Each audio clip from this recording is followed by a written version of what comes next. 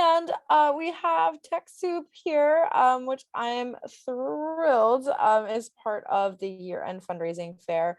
So I just want to give you like a little bit of an intro on TechSoup because they're really, really awesome. If you haven't heard of them, which I hope that you have and have already used many of their resources, but here's a little bit about TechSoup. However you do good in the world, there's something for you at TechSoup. Whether you have resources to give or solutions you need to get, TechSoup facilitates the exchange. A trusted partner for nearly 3 decades, TechSoup provides both the digital platforms and in-person experiences that enable people to work together towards a more equitable world. See how TechSoup can equip you with transformative technology products, knowledge, and services. I'm going to paste a couple links in the chat so you can explore more and connect. And I just want to give a warm welcome to Elijah Vander Giessen, who's a community manager at TechSoup, and Stephen Davidson, also community manager at TechSoup. They do a wonderful job just really engaging and educating and bringing nonprofits together with all of these great tools, resources, and products. So thank you so much for joining today. And I'm so excited to hear more about how we can use social media to amplify fundraising efforts this year end. So thank you both for being here. Perfect. Thank you so much, Candice. Thank you so much for not stumbling over my ridiculous long name. That's is quite a feat, actually. Whereas you've got 2 Stevens in a row to make your life a little bit simpler. So let me pop right in and just turn on the presentation. Yep. Thanks, Eli. Pleasure. So, hi there, friends. This has been a long day, especially for those of you on the East Coast, but we're strong and we're going to make it through to the final couple sessions into the happy hour at the end of the day.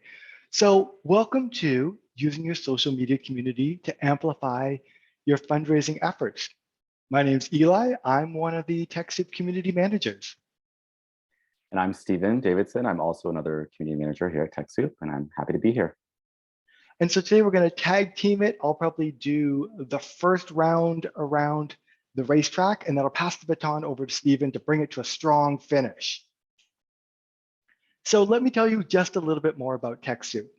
Short story, we're a nonprofit like yourself, except our mission is to help other nonprofits like you get access to and use technology.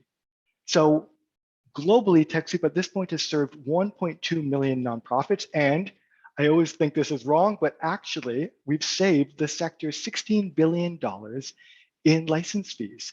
So that's basically money you're keeping in your pocket as nonprofits.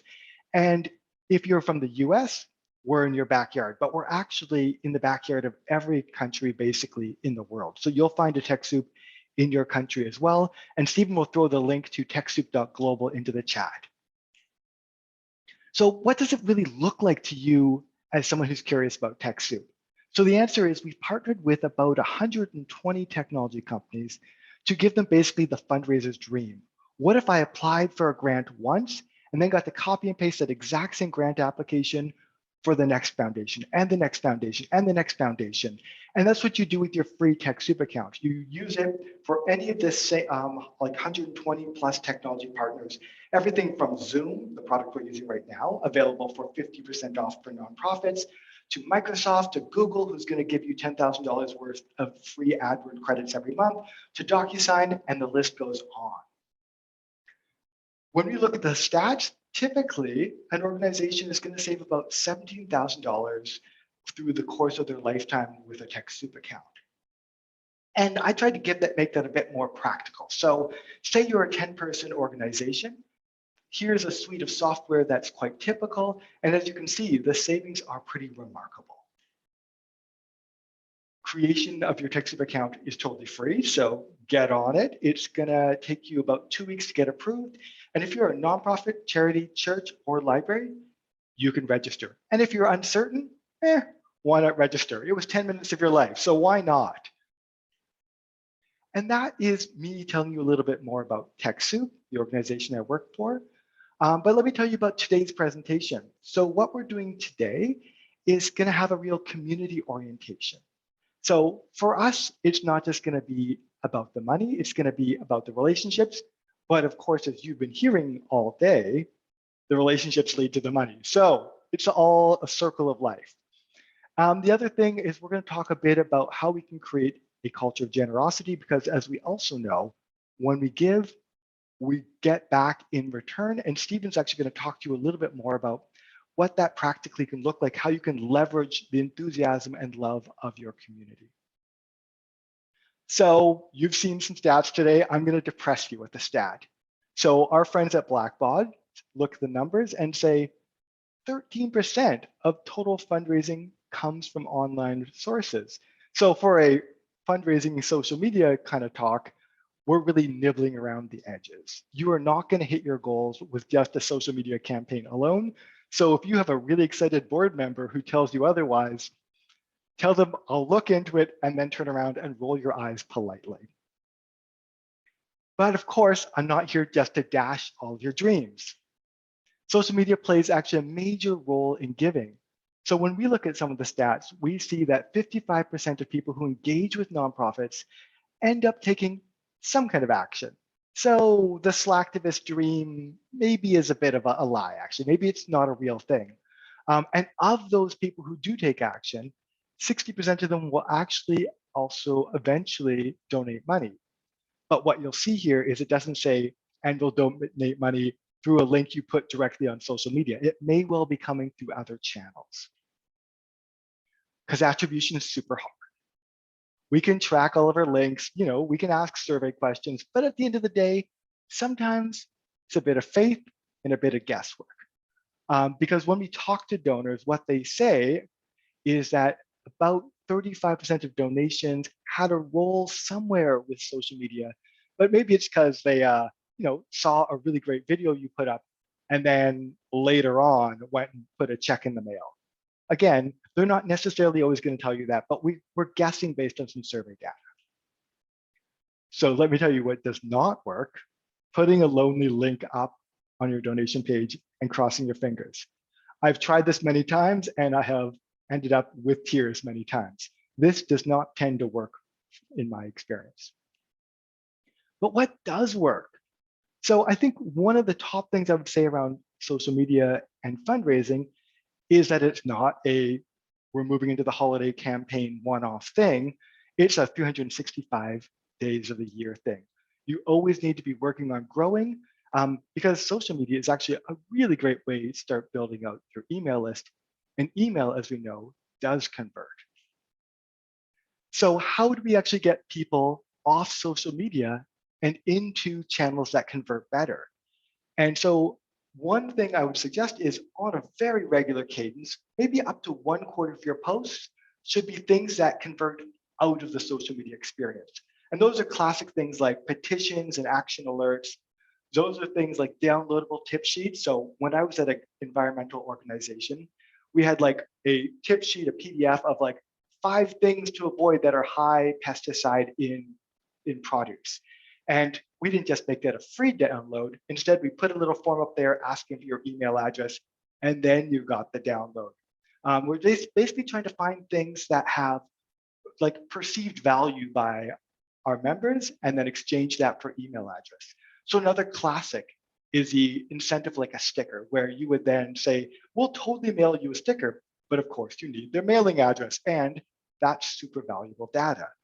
Another thing we do all the time, especially here in TechSoup world, is that we host events. Again, it's a great way for you to start collecting information on your members, and also gives you great data because, one, they're engaged enough to give you your time, and secondarily, you now know exactly what topic or campaign got their attention enough to sign up. And those are very valuable signals for your later campaigns.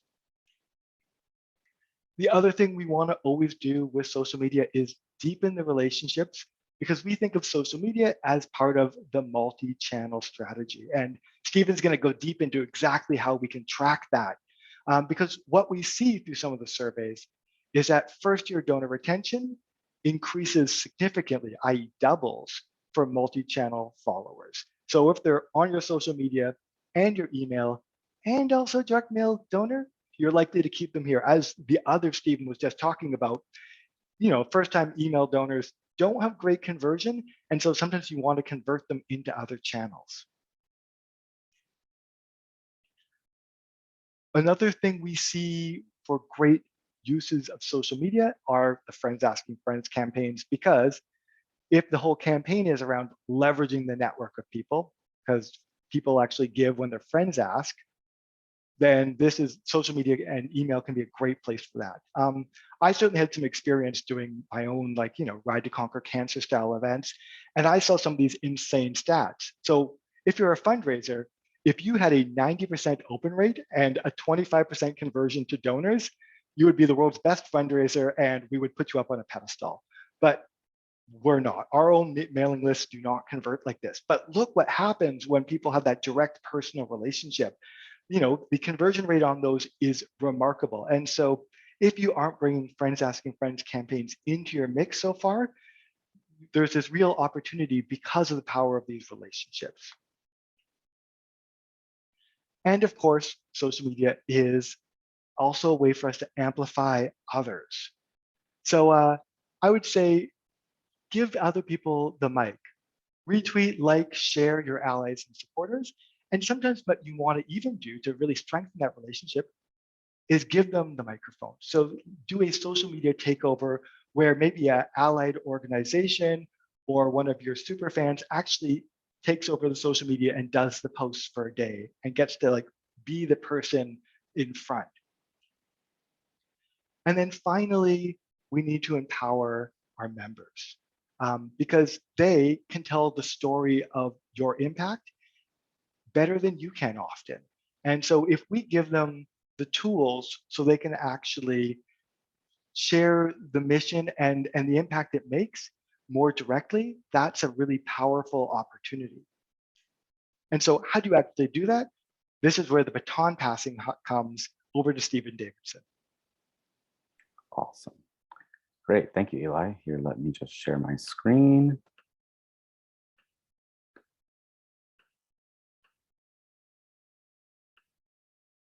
All right. If you can't see it, let me know.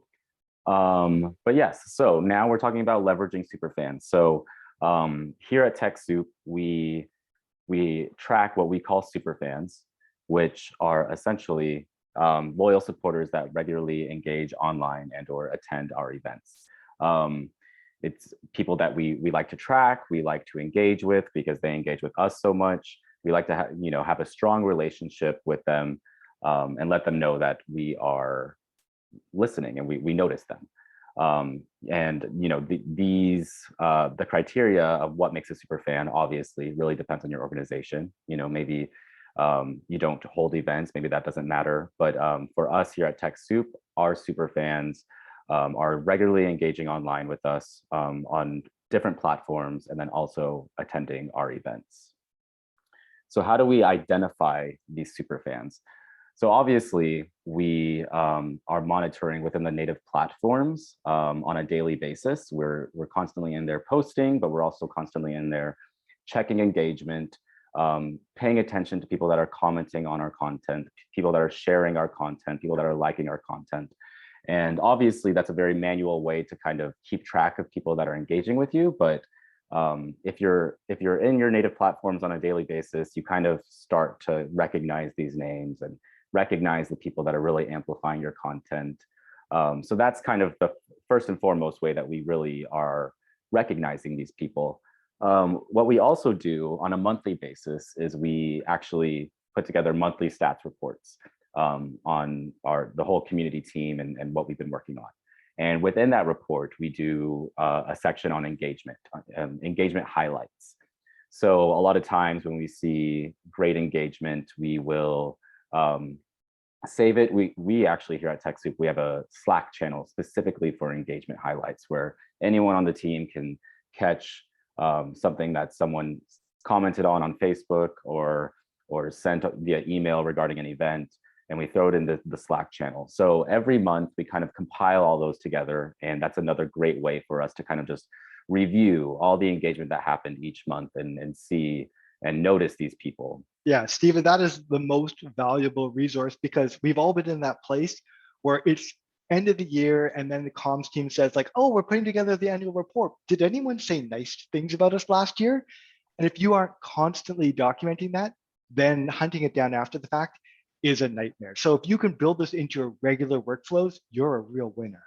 Absolutely, yes. Because I mean, it's so easy to just be on Twitter or on Facebook and quickly see that someone mentioned us and then forget about it because you have so many meetings the next day. But if you revisit it, it's a great way to kind of keep on track. And yes, exactly, Eli. And you may also have an executive director who is more narrative based rather than numbers based. And so a story like that sometimes is the key. And the amount of times that has come in handy is really, really great. I mean, there's been one part of my job is managing the TechSoup community forums. And a lot of times we get questions on, we want to hear how this specific product helps somebody. And a lot of times we can find that in the forums because we've highlighted it. We've been keeping track of these users. So it's really great to report back and just already know, okay, these people engage with us. These people talked about this. It's really great. And I'll go further and deeper into how we can really track these people and stay organized.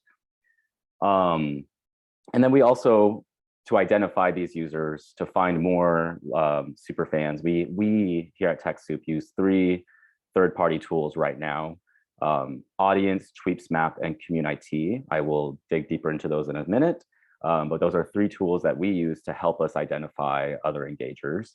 And then, like I said, we also have a spreadsheet where we really organize it and keep track, and it really helps us track the growth of the relationship that we're having with these super fans. So I'll go into that in just a minute.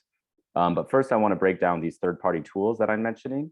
I know saying that we use 3 tools might sound like a lot, but they're all different in their own ways. And so I think they're all worth mentioning. So for example, Audience, which by the way, you can get through TechSoup.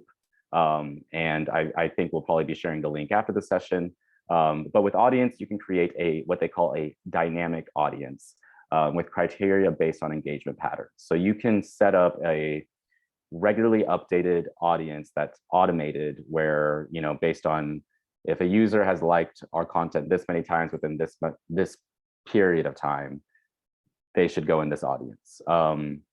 And you can do that for a variety of different behavior patterns.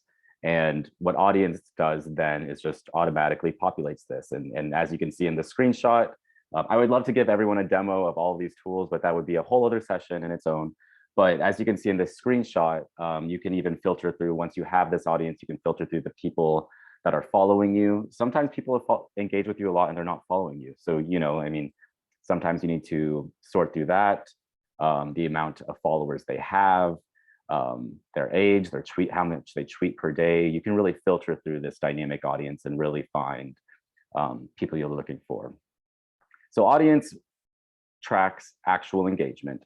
Tweepsmap, which is another really valuable tool, which also we'll be sharing the link. You can actually also get this tool through TechSoup as well. With Tweepsmap, we find it really useful because you can filter through your followers based on specific criteria such as location, hashtags in your bio, follower count, anything. And this is really helpful if we're, for example, planning an event.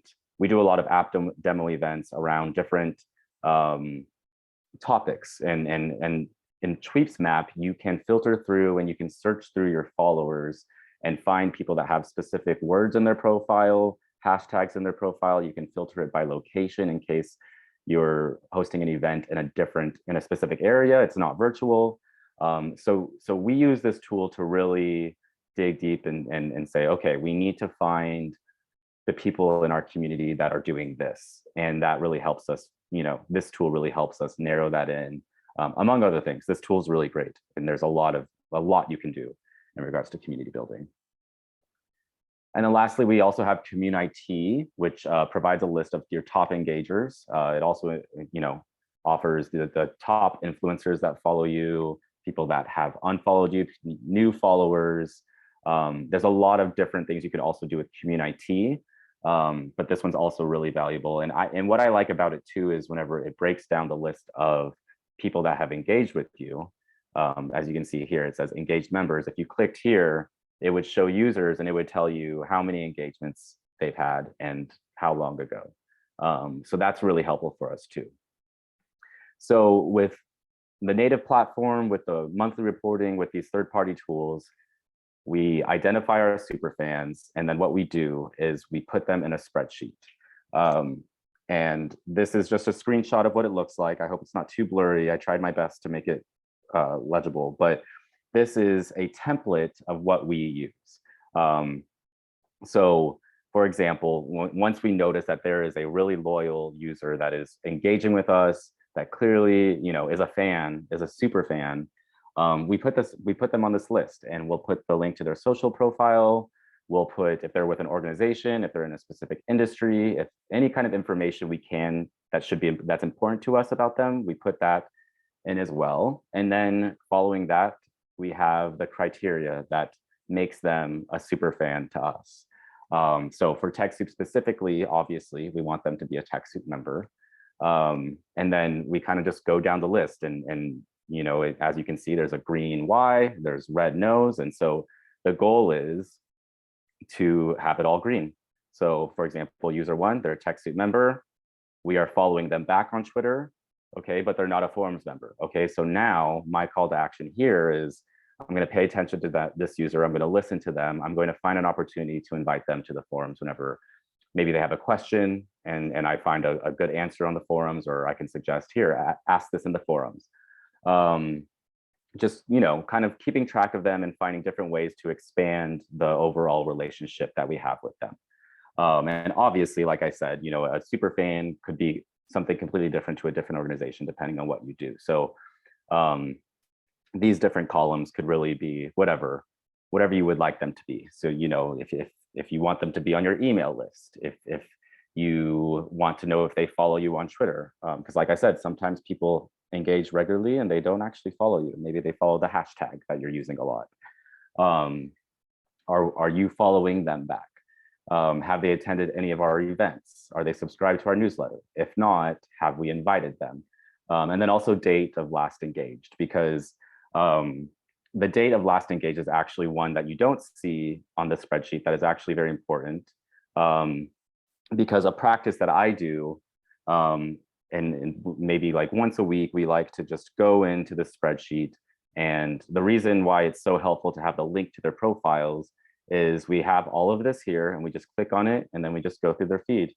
We like some of their posts. We retweet something if we feel like our community would appreciate that content, and just engage and maintain that relationship. And it's not a one-way street. They engage with us a lot, which makes them a super fan, and so we want to engage with them a lot. So one way to utilize your superfan list, aside from just maintaining strong relationships within your community, is expanding your reach for a specific campaign or cause. So for example, if you're fundraising or if you have an event, you can leverage your superfans and ask them to amplify your campaign or your cause. So one way we really have done this, we've done this with surveys, with events, and any sort of campaign, is we create sharing kits for them. We create an easy Google Doc that provides all the information for them to easily amplify our campaign or cause to their community. So for example, in September, we had our Lights, Camera, Take Action digital storytelling event. And what we did is, because we wanted to get as many registrants as possible, we put together a sharing kit that had the hashtags that we would like people to use with this event. We had specific copy for Twitter, since there is a limitation on the character count.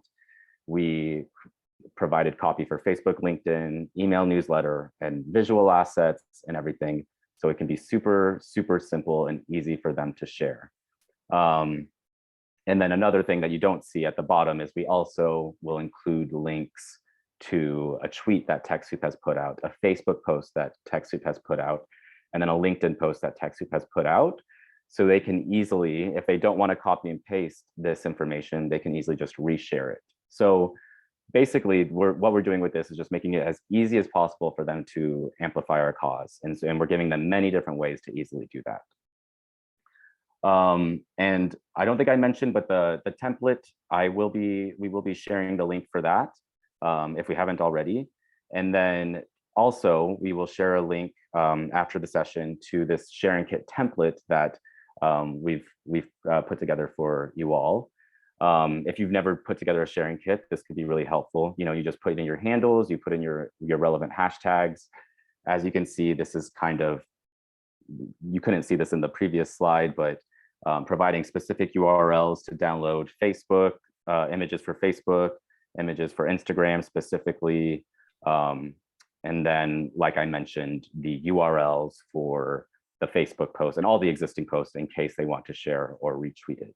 So we've done this a lot, and with our super fans, we literally just will privately message them and say, hey, you know, we notice you, we know you're engaging with us a lot, and we would love if you could amplify this to your community. And a lot of times they just say sure, and they do it, and it's really great. And you know, sometimes we don't hear back, and that's okay too. But I think it's really important when doing that to also extend the invitation for them to share if they want us to amplify anything back. So whenever we do send these to our super fans, you know, we say, if there's anything that you would like us to share from our end, or if you would like to collaborate, or if you would like to discuss anything, feel free to let us know. So, you know, it's not a one-way street. We want them to know that we're supporting them as well, and we appreciate their support. And yes, so that's kind of our big super fan strategy that we use to kind of get the word out to more people aside from our following. And with that, oh, I'm trying to. Well, kaboom, there we go. 30 minutes there and done. So grateful to everyone for all of your time today. I know we probably need to move on pretty quickly because poor Zach, you know, needs to keep on schedule too. But very quickly, I have a question coming in from Chad, which is like, how do we get the social media folks to send the contact info into you? And so it's always, you want to link out to other places. And as I talked about, there's things like action alerts and petitions. But what if you're not an advocacy or political organization? There's still ways you can actually do that. So I actually once had quite a bit of success. I'm basically taking my organization's statement of values and framed it as a manifesto, and then encouraged people to say, like, will you join us in signing the manifesto? And it was a way for people to basically show their alignment with our core values and also sign up for us. So that would be one other approach you could potentially take. Awesome. Yeah, I'm trying to see if there are any other questions in the chat. This was incredible. Thank you. I tried to keep up and put in all of those amazing tools and resources. I'll include that in the prize package that's going to get sent out to all the registrants as well.